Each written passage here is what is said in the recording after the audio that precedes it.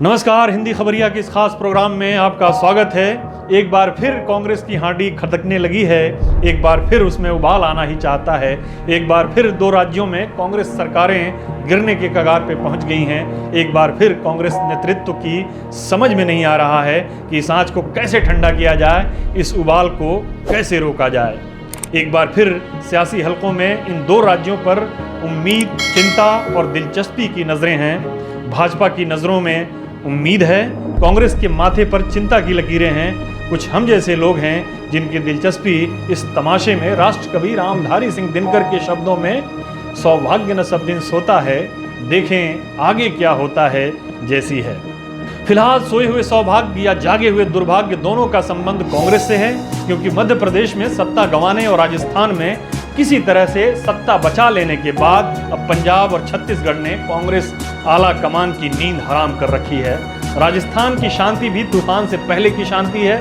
वहां सचिन पायलट भले ही तख्ता पलट की अपनी पहली कोशिश में नाकाम हो चुके हों, लेकिन वो भी मौके की तलाश में है।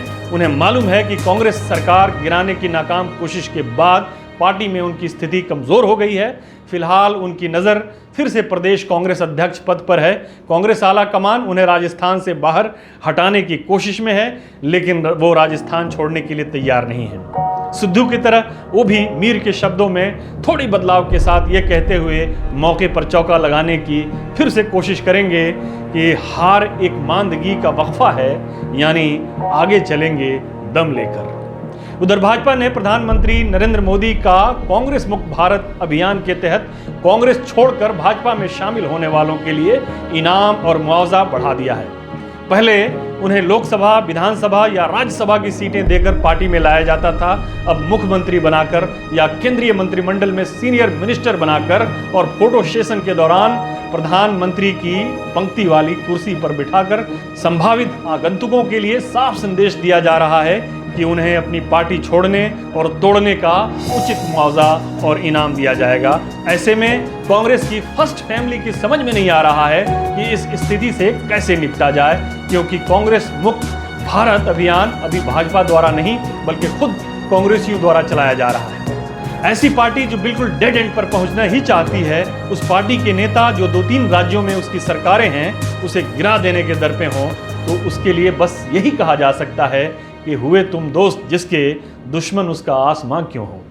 इधर कांग्रेस पर अपना वजूद बचाने का संकट मंडरा रहा है। उधर पंजाब और छत्तीसगढ़ में कांग्रेसी भागते चोर की लंगोटी उतारने के चक्कर में लगे हुए हैं। नवजोत सिंह सिद्धू के सिद्धुइज्म के बाद उन्हें पार्टी प्रदेश अध्यक्ष का पद देकर पार्टी आला कमान ने गहरी सांस ली और सोचा चलो मामला टला। लेकिन न तो सिद्धू चुप हुए और न ही उनके समर्थक।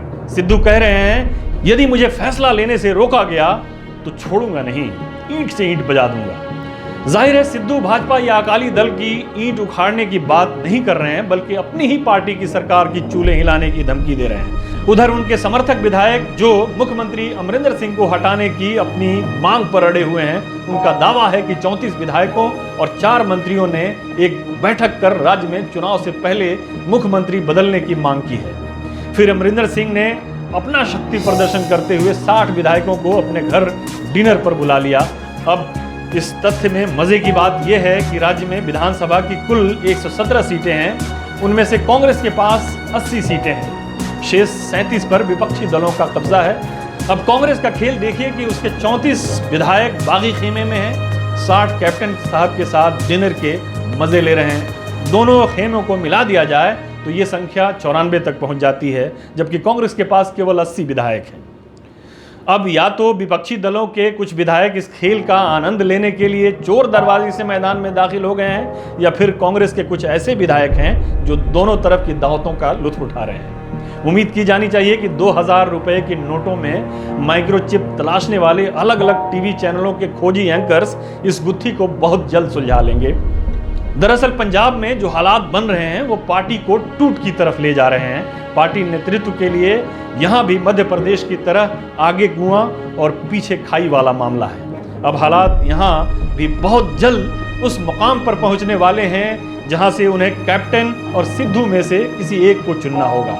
बागी विधायकों के प्रतिनिधि मंडल से मुलाकात के बाद कांग्रेस के पंजाब प्रभारी हरीश रावत ये कहकर कि 2022 का चुनाव कैप्टन के नेतृत्व में ही लड़ा जाएगा।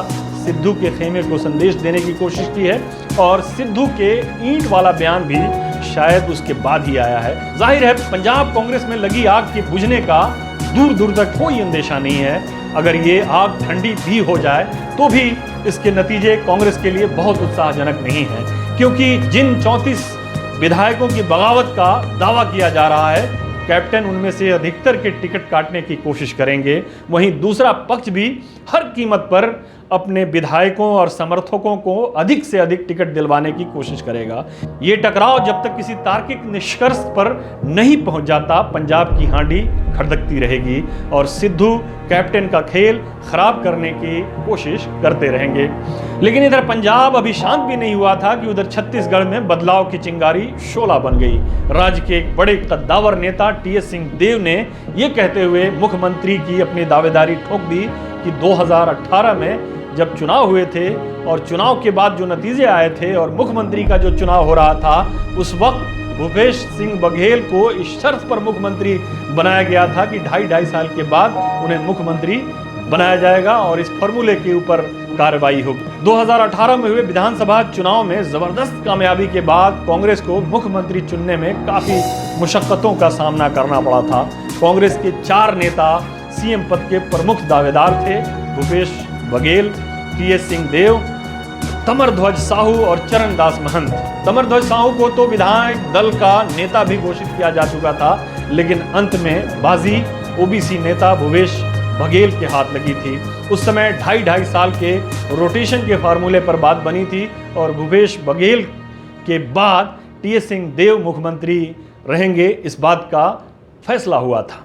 सरकार के 2.5 साल पूरे होने के बाद अचानक ये चर्चा गर्म हुई। बघेल को दिल्ली तलब किया गया, उन्हें अकेले बुलाया गया था, लेकिन वो अपने 50 समर्थक विधायकों के साथ दिल्ली पहुंचे। अब ताज़ा घटनाक्रम में ये बात निकलकर सामने आई कि फिलहाल बघेल ही मुख्यमंत्री बने रहेंगे, लेकिन रोटेशनल सीएम का फॉर्मूला खारिज नहीं किया गया है, यानी छत्तीसगढ़ की सियासत गर्म रहेगी। टीएस सिंहदेव जो बघेल के मंत्रिमंडल में शामिल हैं, वो अब इस्तीफा देने की तैयारी में हैं। उधर बघेल भी राजधानी रायगढ़ और दिल्ली में अपना शक्ति प्रदर्शन कर रहे हैं। बघेल ये दावा कर रहे हैं कि रोटेशनल सीएम का समझौता कभी हुआ ही नहीं था। जब कांग्रेस के क्राइसिस मैनेजर्स की ओर से ये कहा जा रहा है कि रोटेशनल सीएम का फॉर्मूला बरकरार है, तो ऐसे में आने वाले दिनों में छत्तीसगढ़ में कांग्रेस के दिन अच्छे नहीं दिख रहे हैं। फिलहाल भारतीय जनता पार्टी इस पोजीशन में नहीं है कि मध्य प्रदेश की तरह यहां भी सरकार को डीस्टेबलाइज कर सके, लेकिन आने वाले दिनों में सिंहदेव के हमले और भी तीव्र होंगे, जिन्हें संभालना पार्टी नेतृत्व के लिए बहुत मुश्किल हो जाएगा।